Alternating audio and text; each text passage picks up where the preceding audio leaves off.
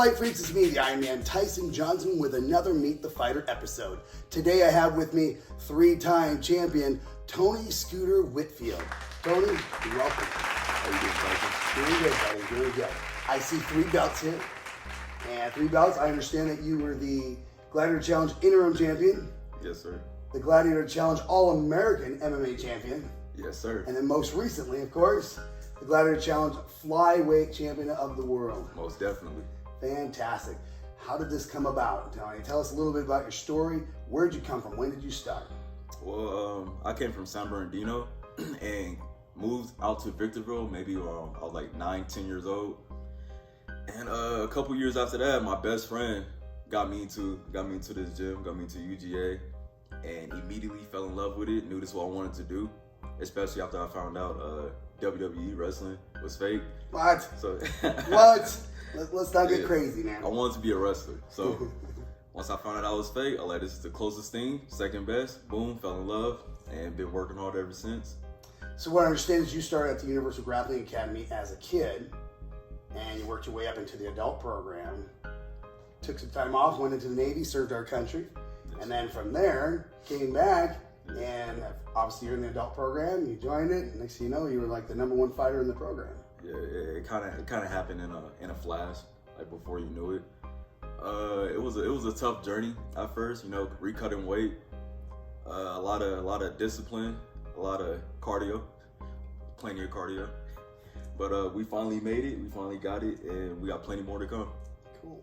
So again, from what I understand from your teammates, even as a child, you were a standout. You were great in the kids class. You know, you came from nothing. You wanted to be a pro wrestler.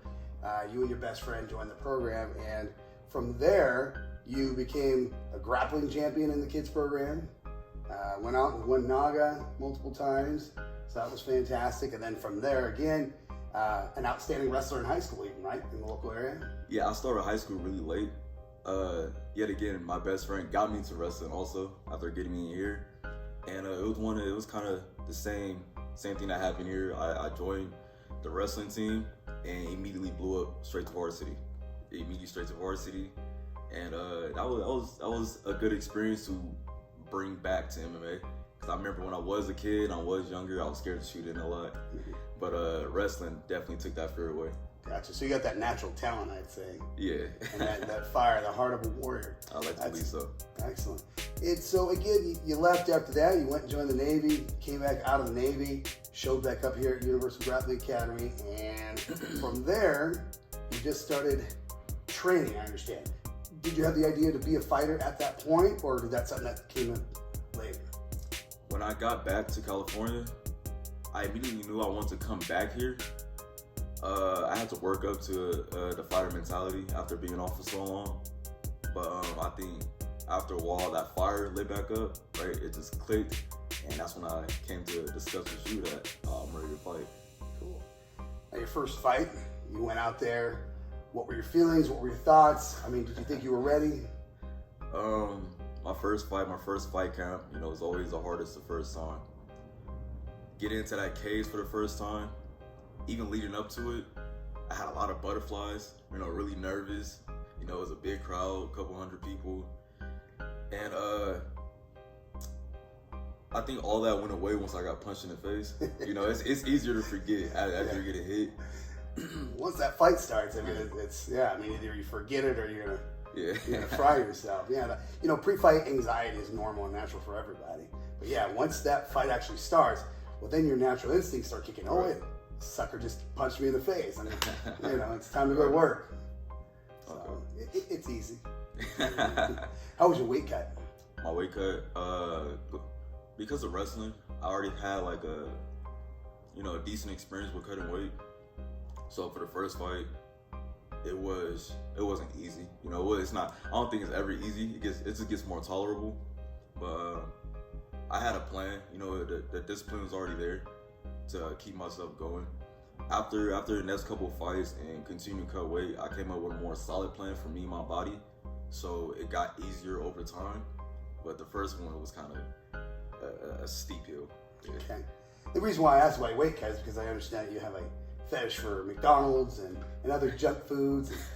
Sometimes you'll bring boxes of donuts into the gym. You're the man who brings the donuts. So I was just wondering how that worked out for you. I mean, is it hard? Or, you know, is it pretty easy with your fantastic diet? Scooter does have a sweet tooth, you know. I do love donuts, and I love bringing other people donuts because I love them, and I hope they love them too.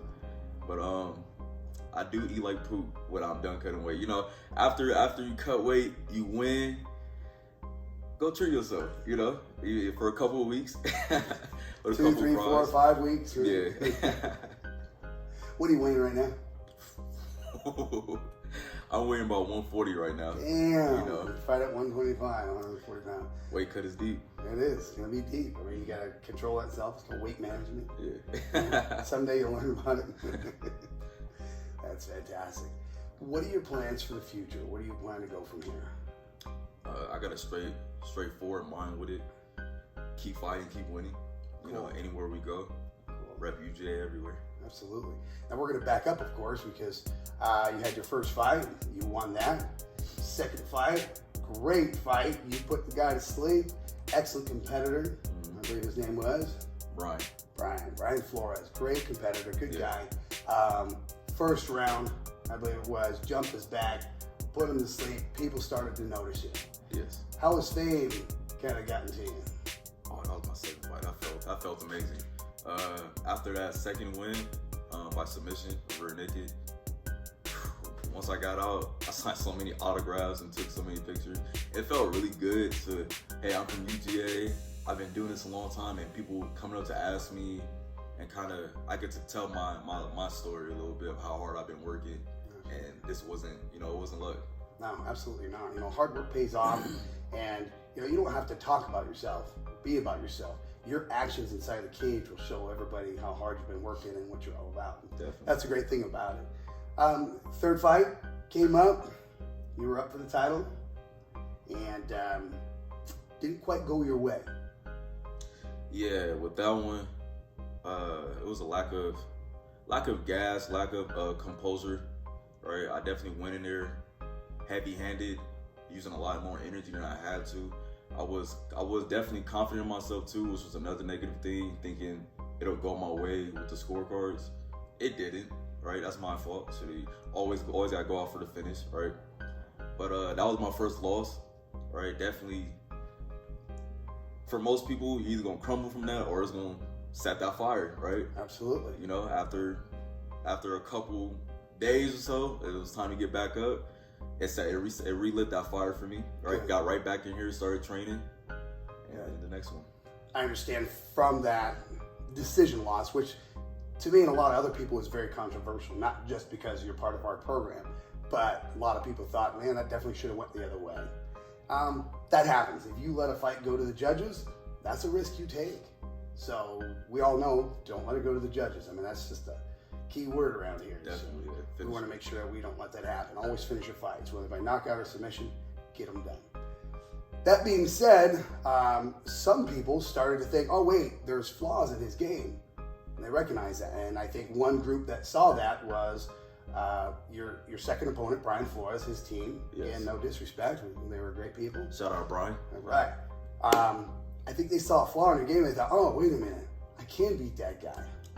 And so they wanted a rematch, and they got it. What happened?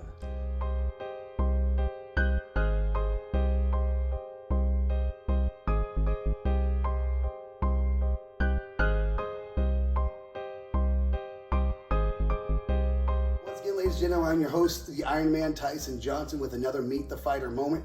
We have here 3-belt champion, Tony Scooter Whitfield, from the Universal Grappling Academy. We want to thank each and every one of you for all your support, for watching our show. Please give us a like, give us support, give us some love, and we'll talk to you soon next time here on Meet the Fighter.